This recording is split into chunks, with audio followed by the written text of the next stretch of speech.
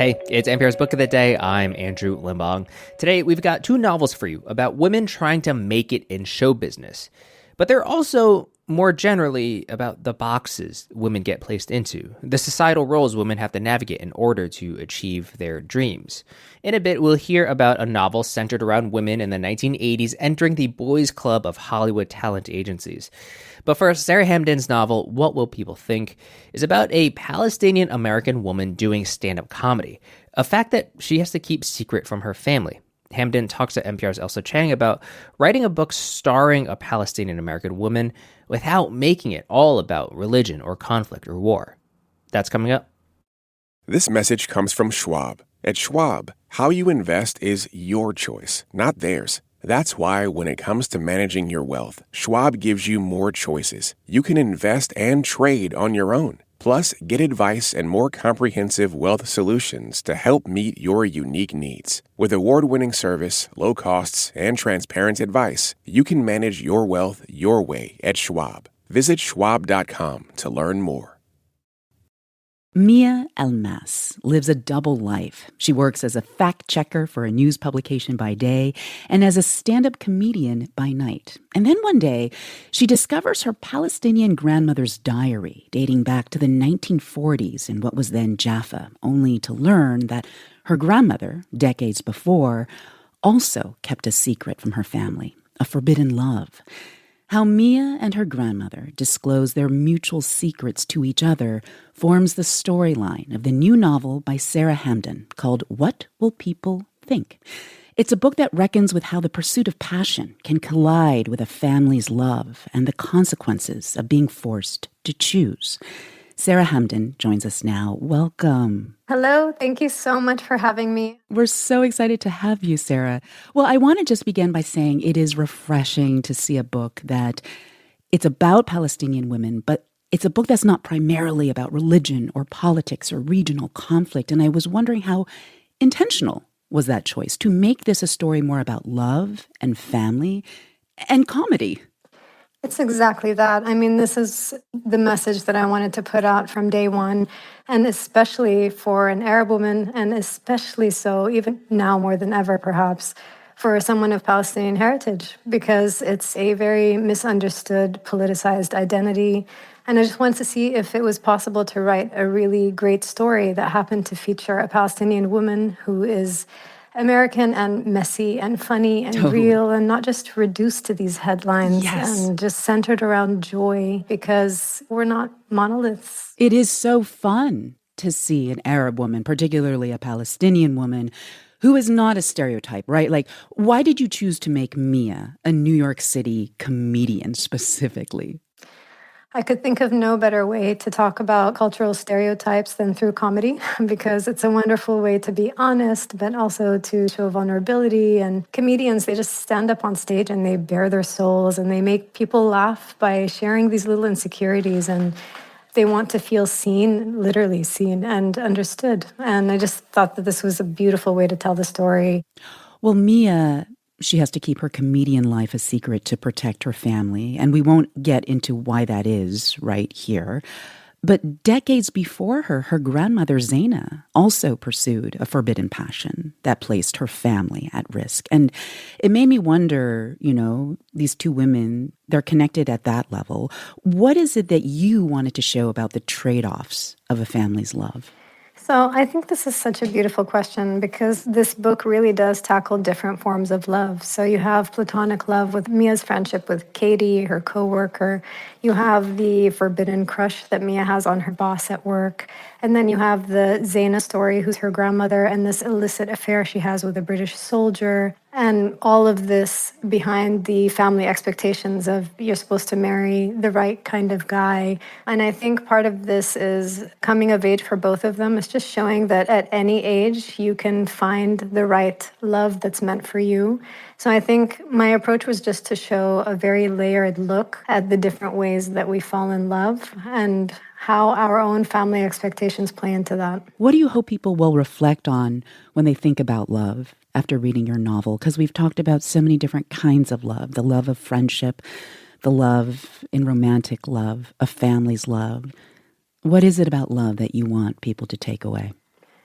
I think real love builds bridges and it's just a way of connecting. And this is what life is about. It's just experiencing joy. And I do say that with the full acknowledgement that the last couple of years has been so heartbreaking, not just for me as someone of Palestinian heritage, but just as a mother, as a journalist, on so many levels. What's happening in the Middle East and Palestine is devastating. And literature has a quiet but powerful role here because it reminds us of people's humanity. And this is what I've tried really hard to do in this novel. Sara Hamdan's new book is called What Will People Think?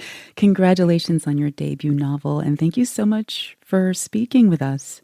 Thank you for this honor. It's been wonderful speaking to you.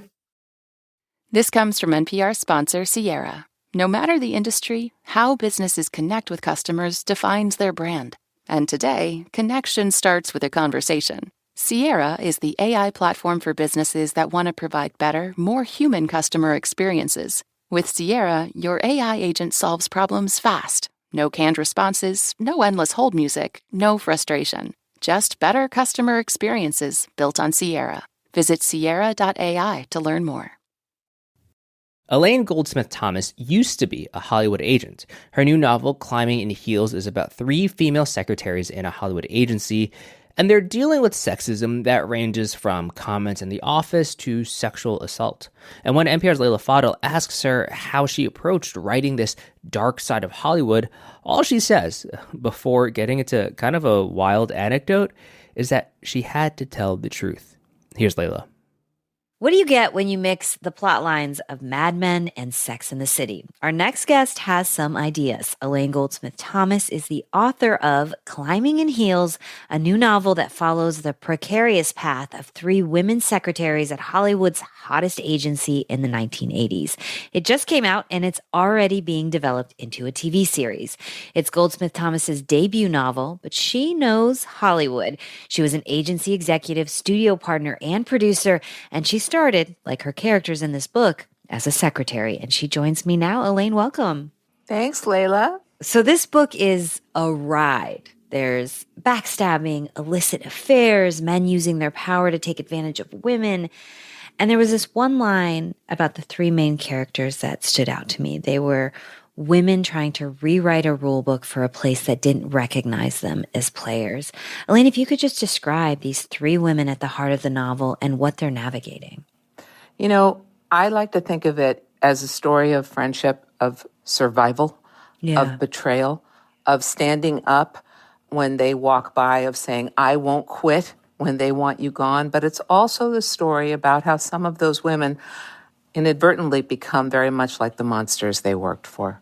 And I try not to judge these characters. It was the terrain in front of them. It was the mountain in front of them, and they wanted to break through.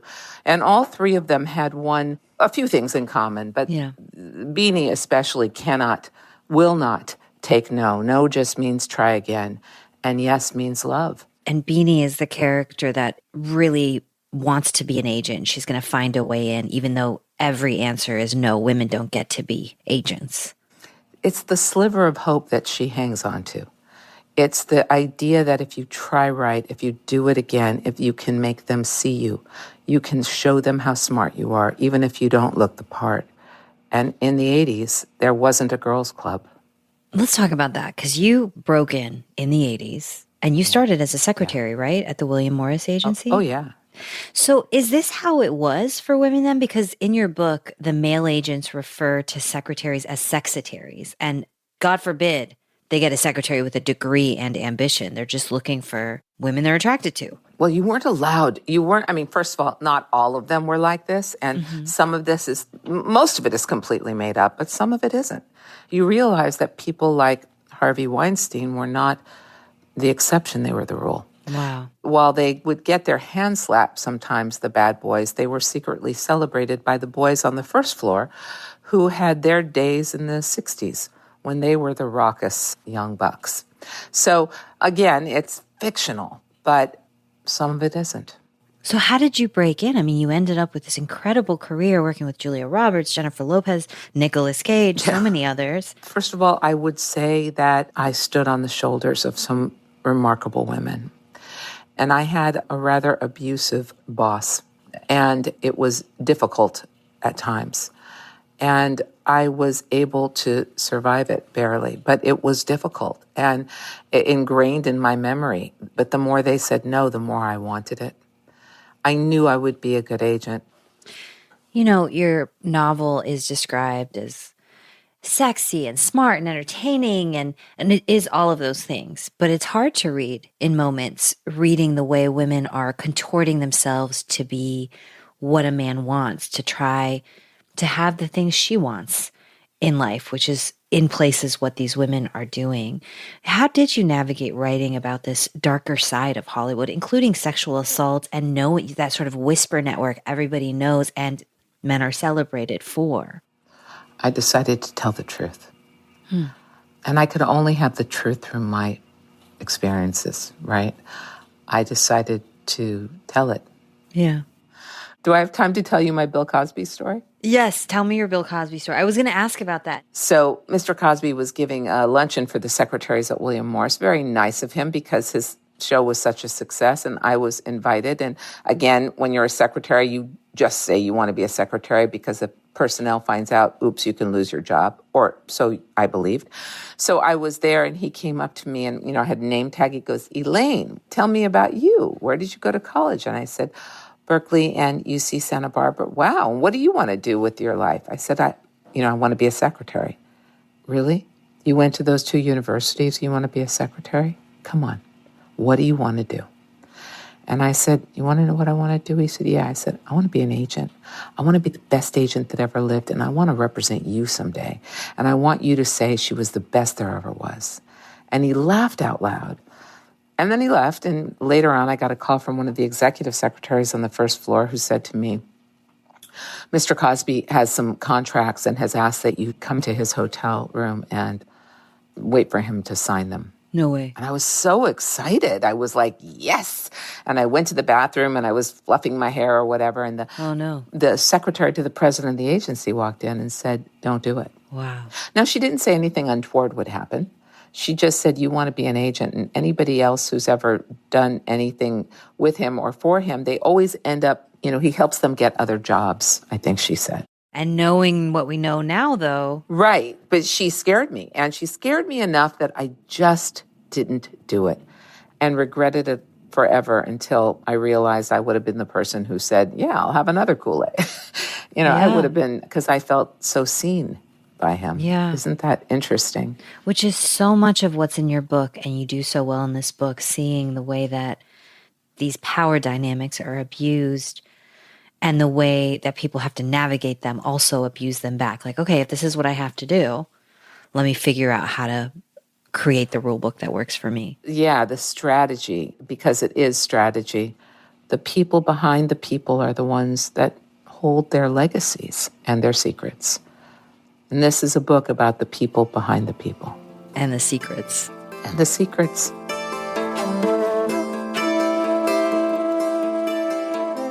That was Elaine Goldsmith-Thomas, author of the novel Climbing in Heels. More than 60 women have accused Bill Cosby of sexual assault. In 2018, he was found guilty of drugging and sexually assaulting a woman at his home, citing a violation of his due process rights. That conviction was overturned in 2021. Cosby has maintained his innocence. And that's it for this week on NPR's Book of the Day. If you want more, you can sign up for our newsletter at npr.org/newsletter/books. I'm Andrew Limbong. The podcast is produced by Chloe Weiner and edited by Megan Sullivan. Our founding editor is Petra Mayer. The show Elements for this week were produced and edited by Shannon Rhodes, Samantha Balaban, Patrick Jaron Wadananan, Jason Fuller, Todd Muntz, Julia Corcoran, Ed McNulty, Andrew Craig, Christopher Intagliata, Gurjeet Kaur, Natalie Winston, and Taylor Haney. Yolanda Sanguini is our executive producer. Thanks for listening.